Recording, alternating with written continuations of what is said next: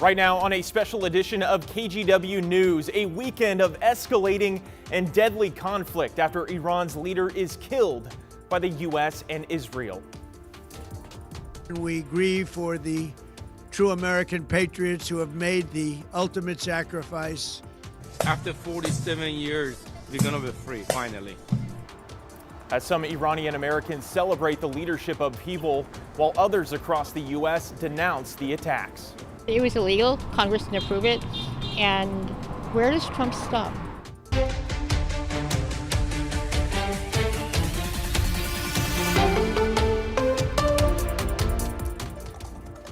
The U.S. and Israel launching new airstrikes against Iran, and today officials confirm there have been U.S. fatalities.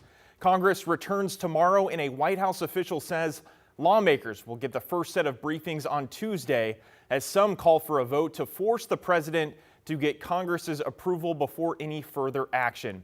NBC's Chris Pallone has details from Washington. Explosions rock cities across the Mideast Sunday as Iran responds to the continuing U.S. and Israeli strikes which started Saturday, killing Ayatollah Ali Khamenei and several other top Iranian leaders. In a new video Sunday afternoon, President Trump confirming 3 American service members in Kuwait died in one of those Iranian counterstrikes. And sadly, there will likely be more. Before it ends, that's the way it is. Likely be more, but we'll do everything possible where that won't be the case. Iranian sources not confirmed by NBC News say more than 160 people died in a strike on a school.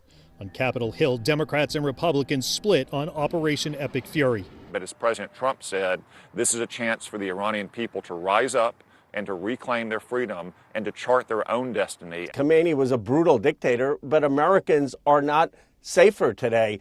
Democrats calling the airstrikes an illegal war and now pushing for Congress to pass a war powers resolution to force the president to get their approval for further action. I think it is incumbent that the President of the United States comes before the American people and the Congress and makes the case of why he has chosen to go to war at this point. There will be no American boots on the ground. This is not Iraq. This is not Germany. This is not Japan. President Trump telling the Daily Mail he expects U.S. involvement to last about 4 weeks. Chris Pallone, NBC News. And again, the White House says it will brief Congress on the military strikes on Tuesday. A bipartisan group is expected to introduce a war powers resolution this week to limit the president's actions going forward. People continue to speak out both for and against the strikes. Some protesters against the attacks gathered earlier today in Beaverton to speak out against what they call an immoral and unconstitutional war. One demonstrator says the government should focus on problems the president campaigned on. President Trump, you promised the American people affordability, a good economy, peace. You said you would listen to us. You have done none of those things. Absolutely none. And elections are coming up, and people are going to remember that. In downtown Portland, some Iranian Americans were partying at Pioneer Courthouse Square following the strikes that killed the country's leader. R.J. Coulter brings us that story from the newsroom. While many Americans are criticizing the attacks on Iran, Iranian Americans we spoke with Sunday afternoon say it was long overdue. 47 years of waiting, it's beyond words. Celebrations in the streets following the U.S. strikes on Iran. This is an incredible moment. For my entire life, I've never been to Iran. I've been afraid of possibly going there, being seen as an American spy, and having freedom for the country is just amazing. People waving the old flag of Iran, which was the official flag until the Islamic Revolution. Rose Marani lived under the regime for the entirety of her childhood. At age 20, I had to flee the country by myself because of political matters and become a refugee. Marani says tens of thousands have been killed by the Iranian government in the last few decades, an exact number KGW hasn't verified. We're just done with it. We're asking for this terrorist regime to leave us alone and allow us to simply make our own choices. But over in the Middle East, fear and uncertainty as Iran retaliates by bombing other countries. Rakesh Thomas is a realtor here in Oregon, but much of his close family lives in Dubai, which has been hit by strikes. They were targeting residential areas, in airports, in businesses. So yeah, it was a scary conversation. Thomas's brother lives close to the airport, so he drove his family to his parents' house outside the city for the time being. They've been asked to just stay in place and not be in open areas and stay away from windows and don't go on the rooftops of houses and things like that. And while some American politicians are criticizing the Trump administration for the strikes on Iran, Iranian Americans say it's about time. If Congress thinks that they want to come and have a voice on this, they've had plenty of opportunity, and I wish they would have used their position before now. And a vote on a war powers resolution is expected next week. Jake Holter, KGW News. In Texas, the FBI is now investigating a deadly mass shooting as a possible act of terrorism. It started just before 2 this morning in Austin's 6th Street Bar District. Witnesses say the gunman, a 53-year-old man from Senegal, fired out of an SUV window toward a patio full of people. Then he got out of the truck and was shot by police. 3 people are dead, including the shooter. 14 others were hurt. The amount of resources we use on East 6th Street, a large crowd, a large entertainment area here in Austin, where officers along with EMS and fire are staged for the weekend. And so you're talking, when this came out, we were about 55, 56 seconds away coming from east to west Austin, and that saved multiple lives.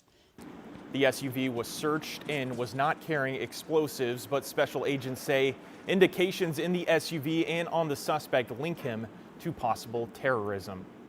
The strikes on Iran are expected to have an impact on oil prices. Oil futures surged in the first trade since the attacks began over the weekend. U.S. crude rose about $8 a barrel, or 12%, to around $75 a barrel. Brent crude, the international benchmark, jumped more than 12% to about $82 a barrel. Analysts say gas prices could rise more than 25 cents a gallon because of this Mideast conflict. Stay with KGW for the latest on Iran and the local response. You can also visit our website, kgw.com, or stream us for free on KGW+. Major backlash from people in Coos County after one of their commissioners suggested they allow ICE to build an immigration processing facility north of Coos Bay. Commissioner Drew Farmer has since apologized for the suggestion, saying he has since deleted his Facebook video in which he suggested the ICE building be located in the struggling community of Lakeside. I was trying to explain what I was doing. I was worried this was going to end up in North Bend. I want to put it as far from a population hub as I can. And Lakeside is in a position where this would fix some of their problems. I did a video trying to be clearer, and I failed miserably. He says people saw his post and assumed the ICE facility was a done deal for Coos County, but he's been told that's not true, especially after the backlash.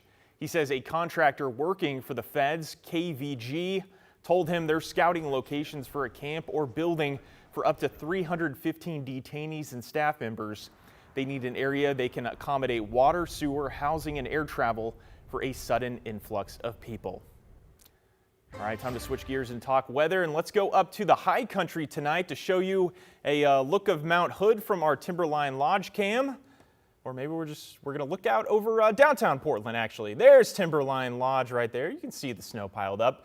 Later this week, there's going to be even more fresh snow for skiers and snowboarders up there.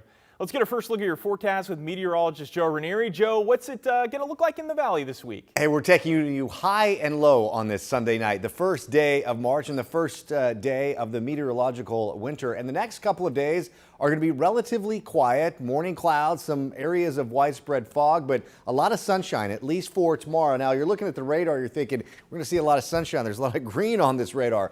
These showers will be really just sitting south of us, even though the upper level low throughout Northern California has been kind of just bringing in some cool and cloudy conditions throughout the central and southern part of the Willamette Valley. Rainfall amounts really haven't been all that impressive, but we have seen some high clouds earlier today because of that upper level low. Going into tomorrow, just after midnight, we'll see mostly cloudy skies, and we'll start to see the fog develop really after midnight, but it clears out pretty quickly. There will be some spotty showers here and there along the Cascade, the Coast Range rather, but east side of the state, you're going to be looking at a lot of sunshine. Going into tomorrow afternoon, a lot of blue skies, and then come Tuesday, those clouds will be thick and up, and it looks like by 9, 10 o'clock on Tuesday night is when our next round of rain moves through. And coming up in my detailed forecast, I'll let you know just how wet it will be coming up for the first full week of March.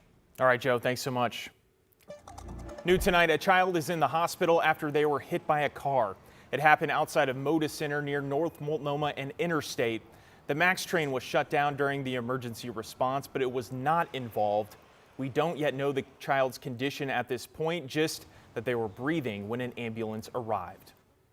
An update today about a car theft case out of Gresham. Police say they took a total of 4 people into custody, including the granddaughter of the car's owner. Turns out she was involved in planning to steal the car. She was taken into custody along with a man and 2 juveniles.